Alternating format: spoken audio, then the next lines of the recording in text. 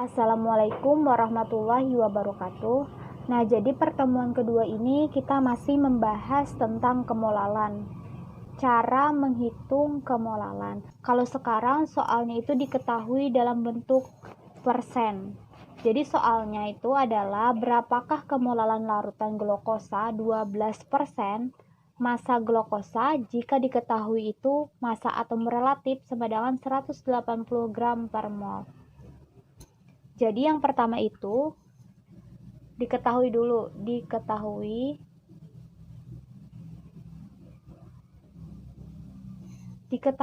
MR atau massa atom relatifnya itu adalah 180 gram per mol. Kemudian apa lagi yang diketahuinya? Kita lihat 12% massa glukosa.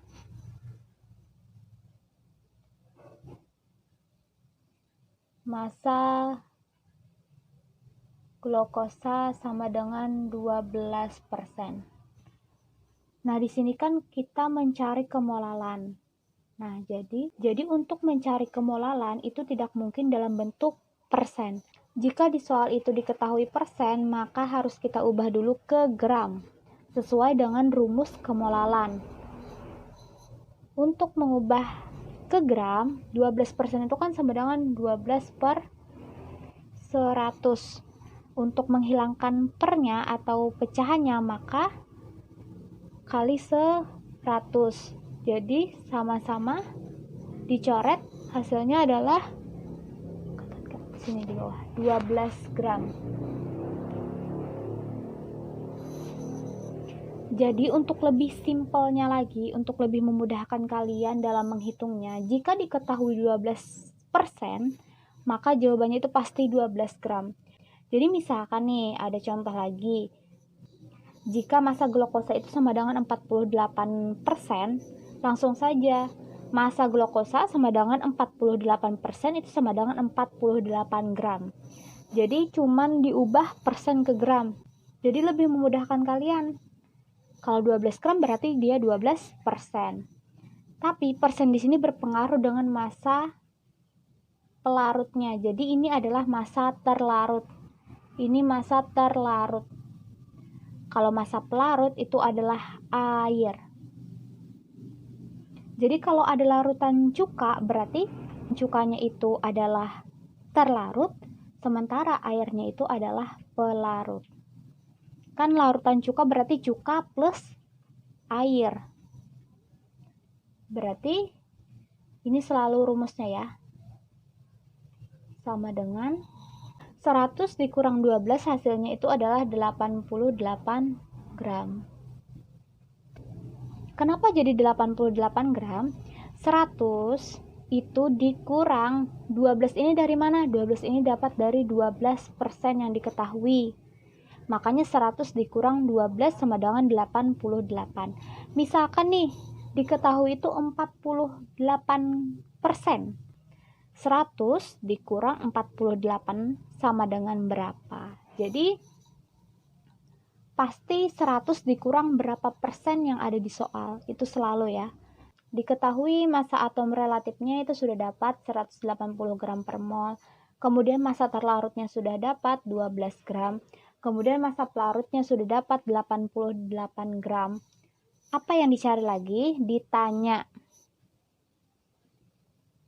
Singkat aja ya, ditanya itu kemolalan. Kemolalan itu kan lambangnya M kecil. Berapakah kemolalan dari larutan glukosa 12%? Jadi rumus kemolalan itu adalah M sama dengan N per P. Massa pelarutnya sudah diketahui? Ya, sudah, yaitu 88 gram. Kemudian molnya sudah diketahui, mol terlarutnya? Belum. Jadi kita mencari mol dulu. N sama dengan massa per MR. Massanya berapa tadi? 12 gram per 180 gram per mol. 180 ini dapat dari mana? Dapat dari MR yang diketahui di soal. Kemudian 12 dibagi 180 itu hasilnya 0,067 mol. Masukkan deh, ini kan dapat nih molnya, kita masukkan ke soal 0,067 mol per 88 gram. Masih ingat massa pelarut itu satuannya apa? Ya, betul, kilo. Berarti 0,067 mol per 88 gram diubah ke kilo, maka hasilnya 0,088 kilo. Ketika dibagi 0,067 mol dibagi 0,088 kilo, hasilnya itu adalah 0,76 mol per kilo. Ini nilai kemolalan jika diketahui massa glukosa sebanyak 12%.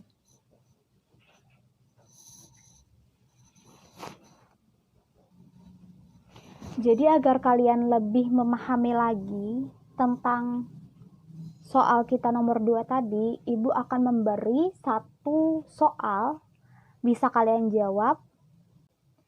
Nah, ini adalah soalnya, jadi kalian bisa kerjakan di buku latihan kimia kalian masing-masing. Kemudian akan Ibu lanjutkan ke soal nomor 3. Yang sebelumnya, yang soal pertama, itu diketahui massanya dalam bentuk gram. Kemudian soal yang kedua itu diketahui massanya dalam bentuk persen. Sementara yang ketiga, kita harus menghitung kadarnya dalam bentuk persen jika diketahui larutan glukosa itu sebesar 1 molal. Jadi di sini yang lebih ketahuan berbedanya. Karena apa? Karena yang diketahui itu molalnya. Sebelum-sebelumnya kan kita menghitung berapakah molalnya, berapakah kemolalannya. Sementara untuk soal nomor 3 ini, kemolalannya itu sudah diketahui 1 molal. Jadi langsung saja diketahui. Yang pertama, yang lebih jelas itu adalah MR-nya. MR-nya itu sama dengan 180 gram per mol. Kemudian yang diketahui apa lagi? Ini, molal. M kecil itu sama dengan 1 molal. Masih ingatlah, 1 molal itu sama dengan satuan molal.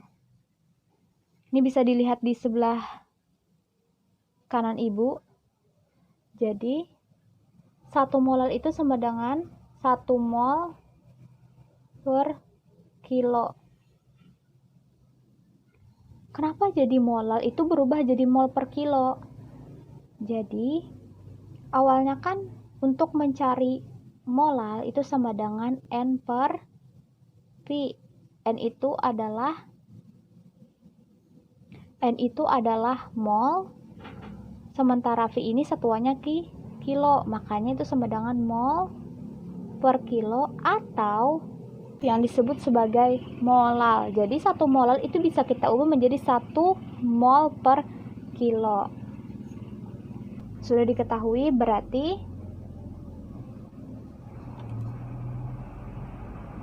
mol terlarutnya itu sama dengan 1 mol. Karena kan yang di atas itu adalah mol terlarut, sementara yang di bawah itu adalah massa massa pelarut. Sementara massa pelarutnya itu sama dengan 1 kilo. Yang ditanya apa? Kadar. Berarti tanya maksudnya kadarnya atau dalam bentuk persen. Sama dengan berapa? R-nya ketinggalan. Langsung saja kita jawab. Untuk mencari kadar atau dalam bentuk persen, itu rumusnya massa ter itu adalah massa terlarut. Kita singkat aja ya biar nggak panjang. Per massa terlarut ditambah massa pel. Massa itu massa pelarut.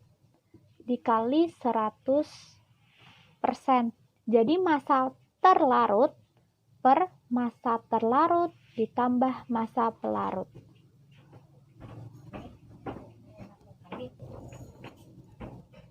Apakah massa terlarutnya sudah diketahui? Ya, betul sekali. Massa terlarutnya itu belum diketahui. Tapi yang diketahui itu adalah molnya. Molnya itu sama dengan 1 mol.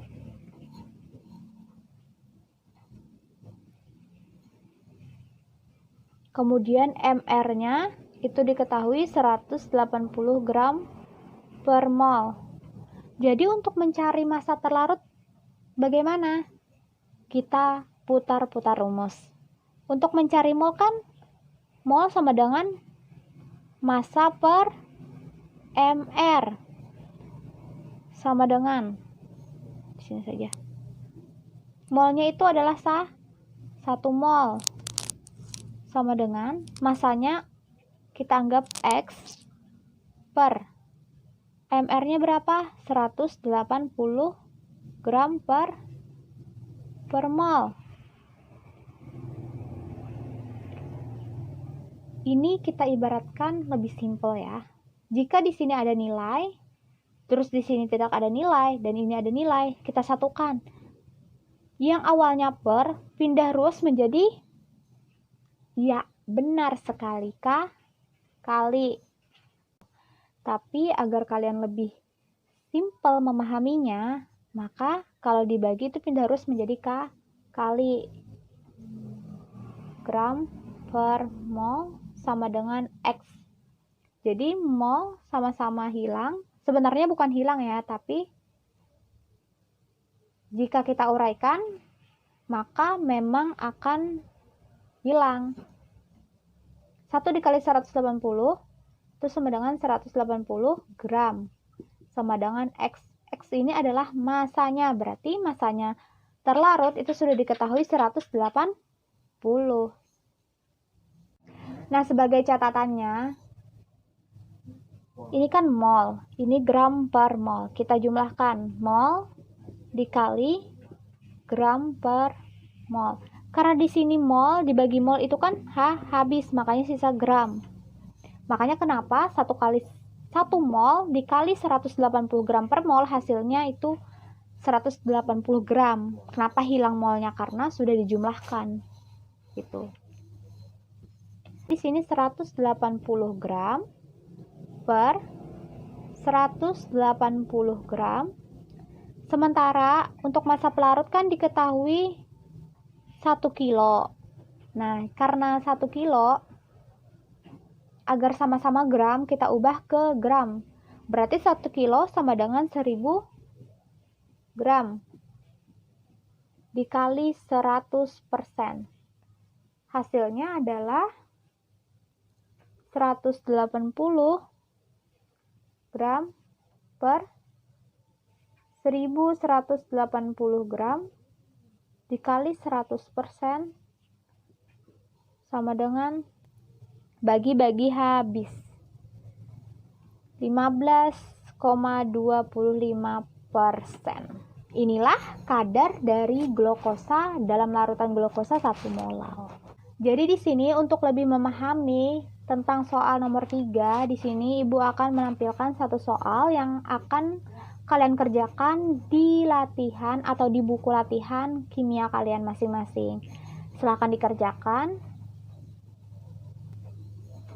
Jika ada pertanyaan bisa ditanyakan lewat komentar atau bisa langsung hubungi Ibu.